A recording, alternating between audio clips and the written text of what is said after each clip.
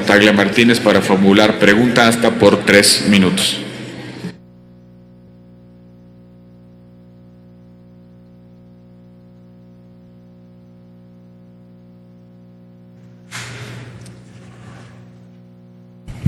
Buenas tardes, doctor Videgaray. Gracias, presidente.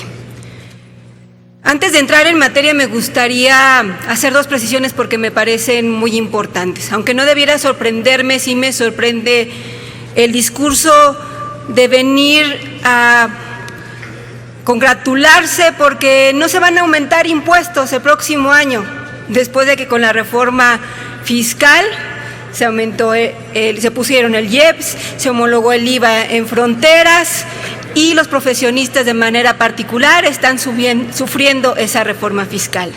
Que no se van a aumentar las gasolinas. Sí, en 5 años han aumentado más del 40%. Bueno, esta parece la política del golpe y el trapito. Primero te pegamos y después te venimos a decir que estamos trabajando en favor de la ciudadanía. Y por otra parte, se habla de la generosidad de los legisladores al aprobar estas reformas que van a conducir al país a un desarrollo económico. La generosidad de los legisladores. ¿A cuál generosidad se refieren? ¿Esa que habla de que homologaron el salario mínimo a 70 pesos? ¿O la que habla de que se gastó en la legislatura anterior 143 millones de pesos en viajes al extranjero en este Senado? Sí, son muy generosos. Pero vamos al punto, doctor Videgaray.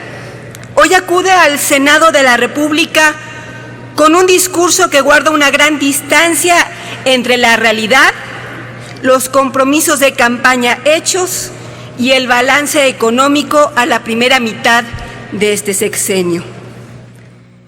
La economía muestra debilidad por efectos de la situación financiera internacional, sí, efectivamente, pero poco se ha hecho para que la producción interna se reactive. Y no se trata de un asunto de percepción ciudadana. Cuando aquí venimos a hablar de los controles que se tienen en la Bolsa Mexicana de Valores, las y los ciudadanos saben que en su bolsa de mandado ya no cabe lo mismo porque no le alcanza. Cuando aquí venimos a hablar de crecimiento económico y del control de la inflación, lo que la ciudadanía sabe es que simple y sencillamente sus ingresos ya no son suficientes y en muchos casos están teniendo que sacrificar asuntos fundamentales como la educación de sus hijos para poder seguir teniendo lo mínimo para vivir. Se habló de crecer en promedio, se ha hablado de crecimiento cuando en realidad solamente hemos crecido 1/3 parte de nuestra capacidad real. Y cada mes se ha venido ajustando a la baja. Con una pobreza rampante que aumentó 2 millones de personas en este sexenio, alcanzando la cifra récord de 55.3 millones de personas. Un mercado laboral donde el 61% de los trabajadores ganan entre 1 y 3 salarios mínimos. Con 62.7% de los trabajadores subordinados y remunerados que carecen de acceso a instituciones de salud en el segundo trimestre del 2014. Con una inflación controlada en 2.59%, pero con una inflación en alimentos y educación que es superior a la inflación general. Con un gasto corriente, ya voy a terminar, presidente, con un gasto corriente que creció en 6.5% en los ramos administrativos respecto al mismo periodo del 2014. Y concluyo con mis preguntas. ¿Cuáles son las razones y los responsables de no cumplir con las metas de austeridad en el gasto corriente? ¿Cuáles son las razones de índole administrativo que fundamentan el recorte del gasto de inversión al mes de agosto en el sector energético en 23.6% y en comunicaciones con 13.7%?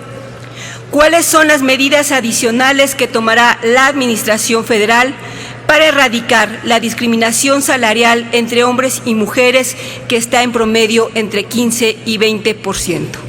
Por sus respuestas, muchas gracias, doctor Videgaray. Proceda, señor secretario, con sus respuestas.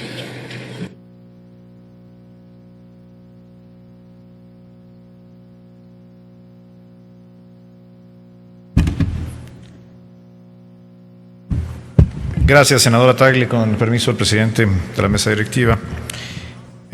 Quiero ser preciso respecto a algo que usted señala correctamente. En 2013 se aprobó una reforma hacendaria que implicó un aumento en la carga tributaria para particularmente los grandes contribuyentes y los mexicanos de mayor poder adquisitivo. Fue una reforma profunda al marco tributario, en la cual algunos impuestos desaparecieron, como por ejemplo el IETU o el impuesto a los depósitos en efectivo.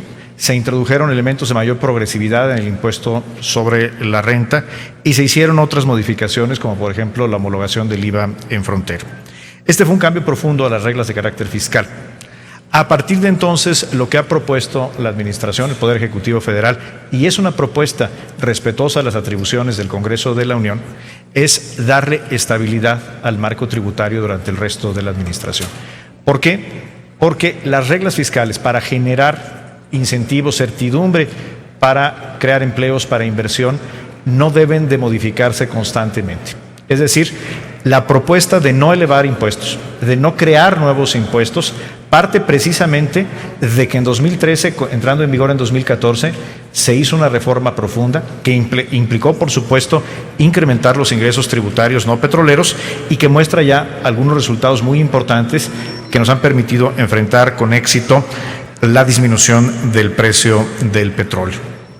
Con respecto al gasto corriente, debo señalar que el Ejecutivo Federal solamente tiene facultades para proponer al Congreso de la Unión, en este caso de manera exclusiva a la Cámara de Diputados, una disminución o modificaciones al presupuesto de los ramos administrativos del Poder Ejecutivo. Es decir, la Secretaría de Hacienda, como parte del Poder Ejecutivo, no puede modificar las propuestas de asignación presupuestal ni para los otros poderes de la Unión, incluyendo al Senado de la República, la Cámara de Diputados y, por supuesto, el Poder Judicial Federal o los órganos autónomos. Esto será algo que habrá de deliberar la Cámara de Diputados, estoy seguro, con toda responsabilidad, en las próximas semanas dentro del plazo constitucional. Refiere usted a las disminuciones en el presupuesto de Petróleos Mexicanos, en el presupuesto particularmente del gasto de inversión. Esta es una consecuencia, en primer lugar, del entorno internacional.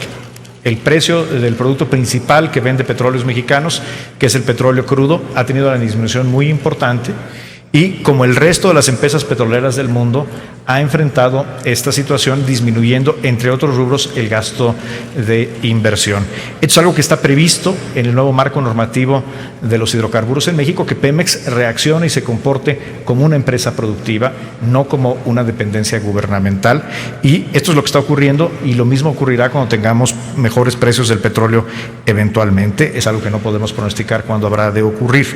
En el caso del presupuesto de la Secretaría de Comunicaciones y Transportes, este ajuste se ha llevado, es cierto, es la Secretaría dentro de los ramos administrativos, aquí ya sin considerar a Pemex y a la CFE, es la Secretaría que tiene el mayor ajuste en el gasto, y se ha llevado este ajuste a la Secretaría de Comunicaciones y Transportes precisamente para no afectar otros rubros que se consideran de gran importancia, como son el rubro educativo o la infraestructura y el gasto en salud, en ciencia y tecnología, por ejemplo.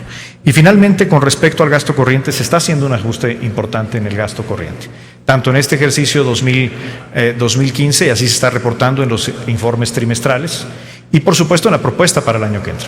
Se está haciendo, insisto, dentro del gasto programable, en los ramos administrativos, donde vemos disminuciones importantes en el gasto, tanto de servicios personales como el gasto operativo de las secretarías de Estado.